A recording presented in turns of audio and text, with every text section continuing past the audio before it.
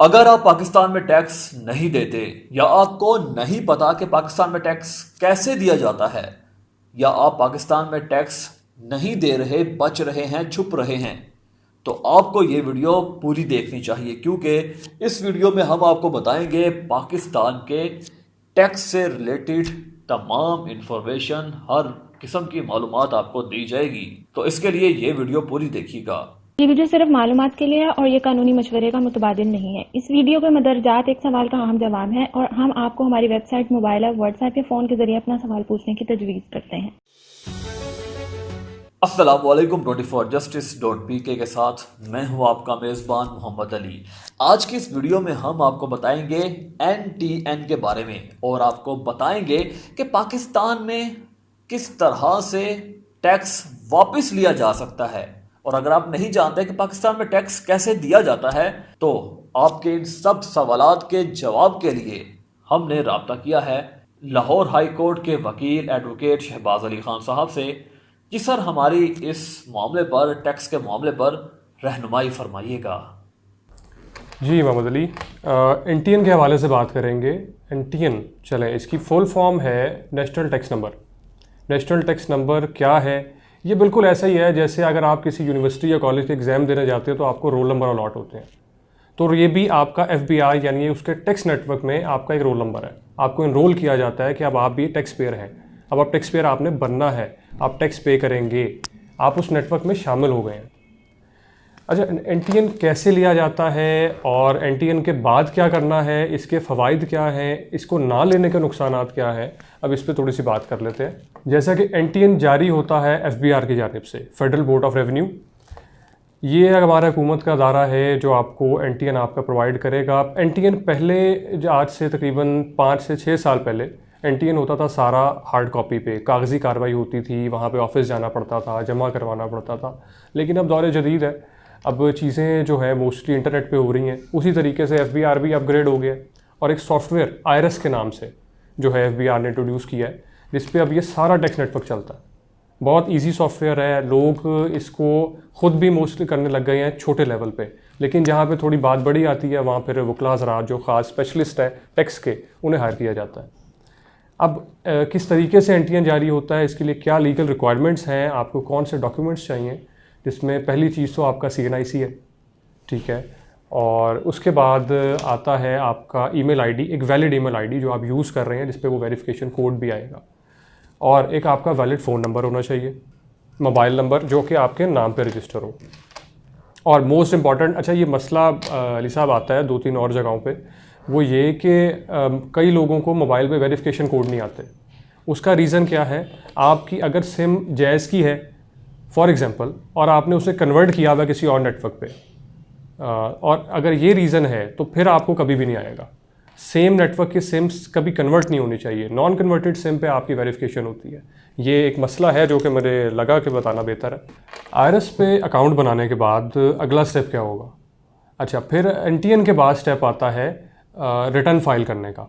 Tax return कैसे file होती है, ये हमारा अलग टॉपिक है, आप दूसरी वीडियो में देख सकते हैं किस तरीके से फ़ाइल होगी, क्या क्या रिक्वायरमेंट्स होगी, कौन से डॉक्यूमेंट्स होंगे।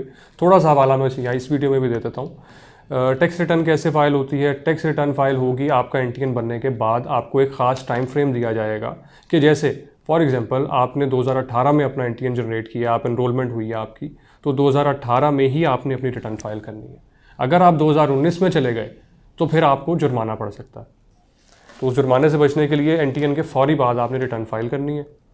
और NTN के अकेला NTN आपको वो फ़ायदा नहीं देगा जब तक आप रिटर्न फाइल नहीं करेंगे।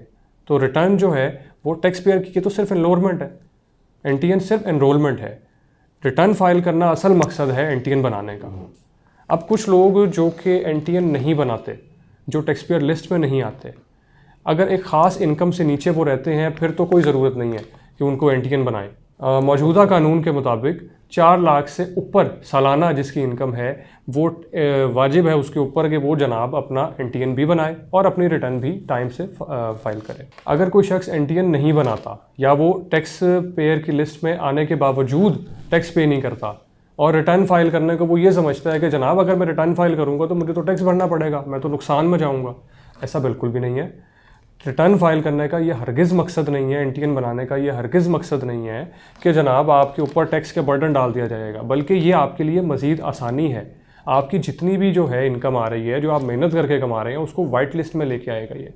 आप टैक्स पेयर लिस्ट में आएंगे। आप बैंक से जब कोई और अपनी ट्रांजैक्शंस करेंगे, आप मज़ीद किसी और बिज़नेस की ट्रांजैक्शंस करेंगे, तो आपकी कटौती कम होगी। अभी आप बहुत सारा टैक्स एक्स्ट्रा पे कर रहे हैं हुकूमत को, जो आप रिफ़ंड के लिए क्लेम भी नहीं कर रहे। जब आप रिटर्न फाइल करते हैं तो आप अपना एक्स्ट्रा जितना भी आपने दिया है वो आप वापस क्लेम करेंगे हुकूमत से। कई केसेस में तो ऐसा हुआ है कि हुकूमत ने आपको पैसे देने हैं, आप ऑलरेडी इतना अपने बिजली के बिल में आप जमा करवाते हैं टैक्स। आप राशन ख़रीदने जाते हैं किसी स्टोर से, आपको रसीद मिलती है, उसमें आप देखते हैं आपने मुख्तलिफ़ किस्म के टैक्स दिए हैं। आप रेस्टोरेंट में खाना खाते हैं, आपने वहाँ भी दिए। आप मोबाइल पे बात करते हैं, आप वहाँ भी टैक्स जमा करवाते हैं। लेकिन जब आप रिटर्न फाइल नहीं करवाते, आप वो वापस क्लेम ही नहीं करते, आप उसे कटवाते ही नहीं हैं हुकूमत को। एनटीएन बनाना, रिटर्न फाइल करना, ये एक अच्छी चीज़ है। इससे आप हुकूमत से अपना टैक्स दिया गया जो है उससे बेनिफिट्स वापस लेंगे। तो इसको हरगिज़ ही ना समझें कि ये आपके ऊपर बर्डन है।